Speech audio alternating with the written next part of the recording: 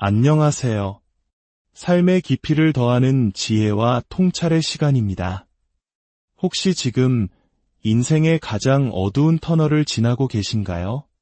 예기치 못한 시련이 닥쳐와 모든 것이 무너져 내린 것 같은 절망 속에서 감사라는 단어는 너무나 멀게만 느껴질지 모릅니다. 하지만 바로 그 순간 고난의 한복판에서 우리는 어떻게 감사의 이유를 찾을 수 있을까요? 여기 최근 몇 달간 3번의 심장수술과 폐수술을 겪으며 생사의 갈림길에 섰던 한 사람이 있습니다. 그는 자신의 경험을 통해 시련이야말로 변장된 축복이며 우리가 상상하지 못했던 하나님의 깊은 뜻을 이루는 과정이라고 고백합니다. 고통 속에서 어떻게 감사가 싹틀 수 있는지 그 비밀을 오늘 함께 찾아가 보고자 합니다. 본격적인 이야기에 앞서 오늘 이 메시지가 여러분의 마음에 깊은 위로와 희망을 준다면 구독과 좋아요를 눌러 이 은혜로운 이야기가 더 많은 분들에게 전달될 수 있도록 함께해 주십시오. 여러분의 따뜻한 마음 하나하나가 절실한 누군가에게는 큰 힘과 용기가 될 것입니다. 그 귀한 손길 위에 우리 주님의 풍성한 축복이 임하기를 소망합니다. 우리가 겪는 모든 힘겨운 경험, 모든 도전 속에는 하나님의 선하신 섭리의 손길이 작용하고 있습니다. 시련이 없었다면 결코 깨닫지 못했을 방식으로 말입니다. 진정한 신앙인에게 고난은 2가지 의미를 가집니다. 첫째는 하나님께서 우리를 온전하게 빚어가시는 연단의 과정이며, 둘째는 우리가 그토록 소망하는 천국에 한 걸음 더 가까워지는 여정이라는 것입니다. 성경 골로새서 3장 15절은 이렇게 권면합니다. 그리스도의 평강이 너희 마음을 주장하게 하라. 너희는 평강을 위하여 한 몸으로 부르심을 받았나니 너희는 또한 감사하는 자가 되라. 또한 17절에서는 또 무엇을 하든지 말에나 이래나 다 주 예수의 이름으로 하고 그를 힘입어 하나님 아버지께 감사하라고 말합니다. 감사는 선택이 아닌 우리 삶의 본질이 되어야 합니다. 오늘 우리는 요한복음 13장에서 16장에 기록된 예수님께서 십자가를 지시기 전 마지막 밤 사랑하는 제자들에게 남기신 놀라운 약속들을 통해 감사의 샘을 깊이 파내려가고자 합니다. 그날 밤 다락방의 공기는 무겁게 가라앉아 있었습니다. 6월절 만찬이 끝나고 예수님께서는 곧 자신이 떠나야 할 시간이 왔음을 아셨습니다. 제자들의 마음은 혼란과 두려움, 실망과 의심으로 가득 차 있었습니다. 그들은 예수님께서 로마의 압제에서 이스라엘을 해방시키고 위대한 왕국을 세우실 메시아라고 굳게 믿었습니다. 그러나 예수님께서는 왕국이 아닌 자신의 죽음에 대해 계속 말씀하셨습니다. 요한복음 12장에서 예수님은 인자가 영광을 얻을 때가 왔도다 라고 말씀하시면서도 한 알의 밀이 땅에 떨어져 죽지 아니하면 한 알 그대로 있고 죽으면 많은 열매를 맺느니라고 하셨습니다. 자신이 십자가에 달려 죽을 것을 암시하신 것입니다. 제자들의 희망은 산산조각 났습니다. 그들의 마음은 무너져 내렸습니다. 바로 그 절망의 순간 예수님께서는 상심한 제자들을 위로하시며 시대를 초월하여 오늘을 살아가는 우리 모두에게 주시는 10가지 영적인 보물, 위대한 약속들을 풀어놓으십니다. 첫 번째 약속은 결코 변하지 않는 영원한 사랑입니다. 요한복음 13장 1절은 이렇게 시작합니다. 예수께서 자기가 세상을 떠나 아버지께로 돌아가실 때가 이른 줄 아시고 세상에 있는 자기 사람들을 사랑하시되 끝까지 사랑하시니라. 끝까지라는 말은 시간의 끝, 역사의 끝까지를 의미함과 동시에 하나님의 사랑의 능력이 닿을 수 있는 최대치까지 완전하고 온전하게 사랑하신다는 뜻입니다. 예수님의 사랑은 우리의 상태나 자격에 따라 변하는 사랑이 아닙니다. 당시 제자들은 누가 더 높은 자리에 오를 것인가를 두고 다투었고 예수님께서 가장 필요로 하셨던 순간에 잠들어 버리는 등 연약한 모습을 보였습니다. 그럼에도 불구하고 예수님은 그들을 죽기까지 사랑하셨습니다. 죄 없는 분이 죄인을 위해 자신의 생명을 내어주는 것보다 더 큰 사랑은 없습니다. 이 약속은 우리에게 말합니다. 나는 너를 죽기까지 사랑하며 부활의 생명으로 영원히 사랑한다. 이 놀라운 사랑이야말로 우리가 감사해야 할 첫 번째 이유입니다. 두 번째 약속은 우리를 위해 예비된 영원한 처소, 바로 천국입니다. 요한복음 14장 1절에서 3절입니다.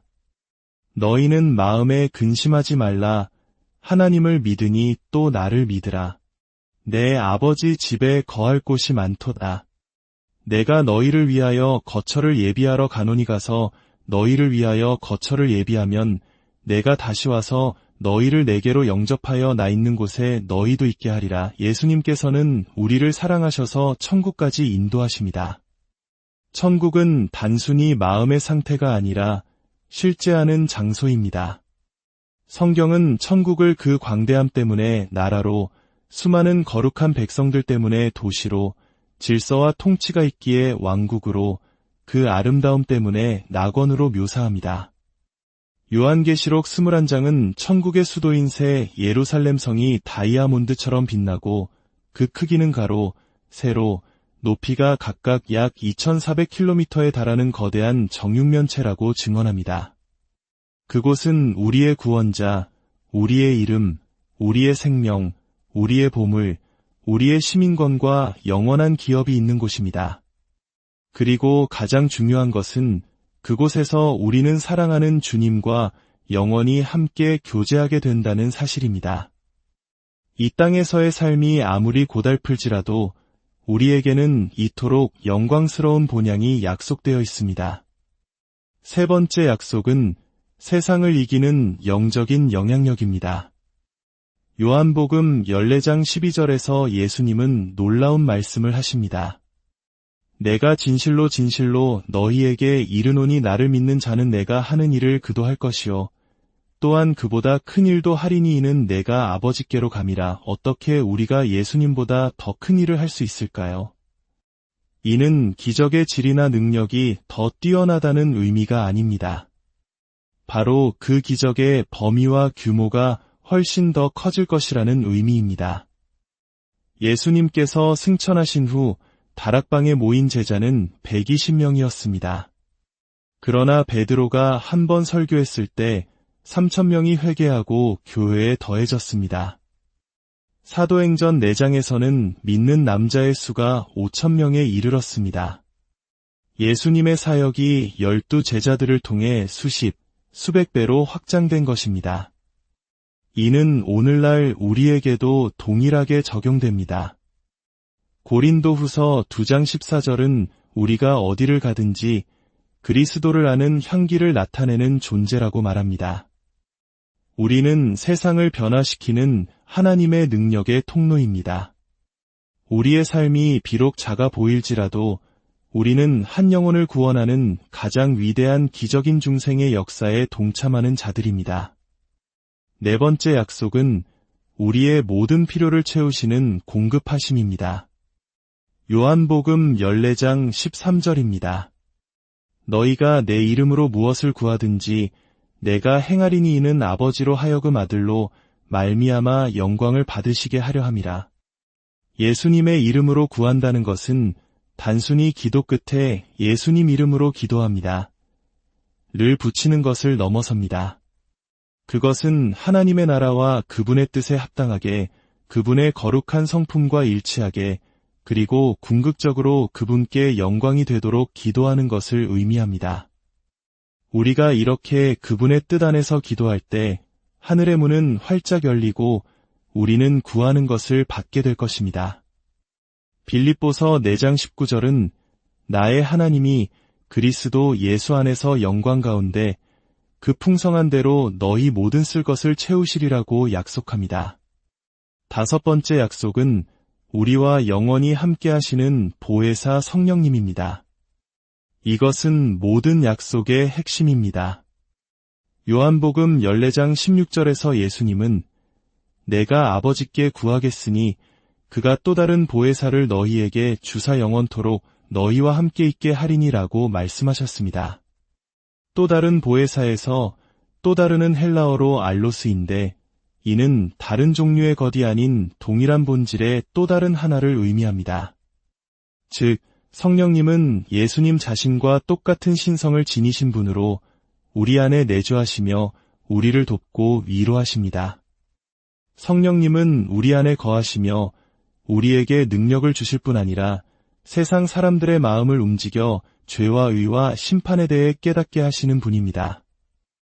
복음 전파의 양쪽에서 역사하시는 성령님의 능력이야말로 우리가 담대히 살아갈 힘의 원천입니다. 여섯 번째 약속은 우리를 진리 가운데로 인도하심입니다. 성령님은 진리의 영이십니다. 요한복음 16장 13절은 진리의 성령이 오시면 그가 너희를 모든 진리 가운데로 인도하시리니라고 약속합니다. 사도들이 성경을 기록할 때 성령께서 그들을 인도하셨기에 우리는 오류 없는 하나님의 말씀인 성경을 갖게 되었습니다. 우리는 이 진리의 말씀을 통해 하나님과 그리스도를 바로 알 수 있습니다. 일곱 번째 약속은 세상이 줄 수 없는 참된 평안입니다. 요한복음 14장 27절입니다. 평안을 너희에게 끼치노니 곧 나의 평안을 너희에게 주노라. 내가 너희에게 주는 것은 세상이 주는 것과 같지 아니하니라. 이것은 단순히 하나님과의 관계가 회복된 객관적인 평화를 넘어 어떤 시련 속에서도 마음을 지키는 주관적인 평안입니다. 요한복음 16장 33절에서 예수님은 세상에서는 너희가 환난을 당하나 담대하라 내가 세상을 이기었노라고 선포하셨습니다. 우리는 세상을 이기신 주님 안에서 참된 평안을 누릴 수 있습니다. 여덟 번째 약속은 풍성한 삶의 열매입니다.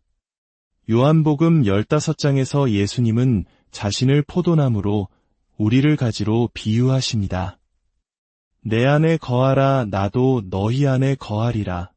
사람이 내 안에 거하면 많은 열매를 맺나니 우리가 주님 안에 거할 때 우리의 삶은 사랑, 희락, 화평과 같은 성령의 열매와 의의 열매를 풍성하게 맺게 됩니다. 하나님께서는 우리가 많은 열매를 맺음으로 영광 받으십니다. 아홉 번째 약속은 핍박을 통한 영적인 연단입니다. 요한복음 15장 18절은 세상이 너희를 미워하면 너희보다 먼저 나를 미워한 줄을 알라고 말합니다. 세상이 우리를 미워하고 핍박하는 것은 이상한 일이 아닙니다.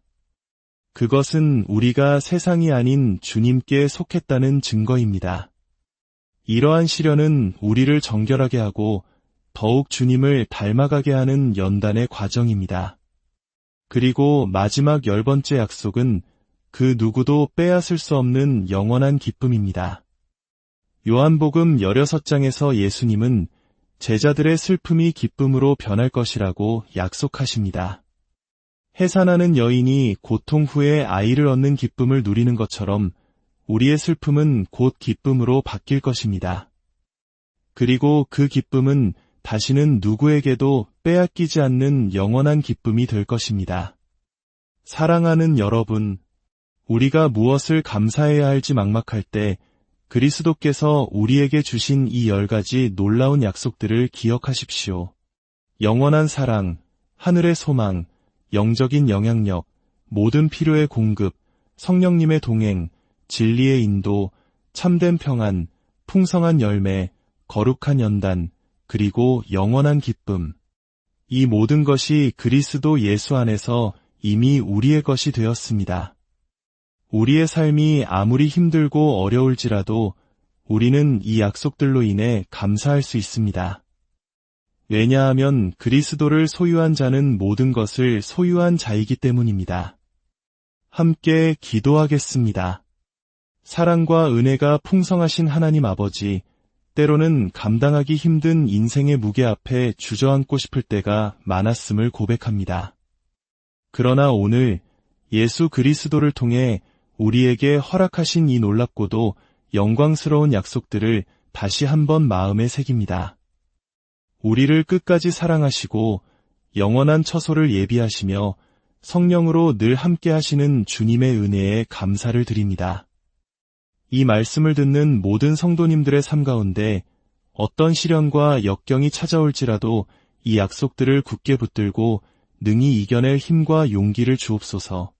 슬픔이 변하여 기쁨이 되고 근심이 변하여 찬송이 되는 놀라운 역사를 경험하게 하옵소서. 우리 안에 있는 모든 보화이신 우리 주 예수 그리스도의 이름으로 간절히 기도합니다.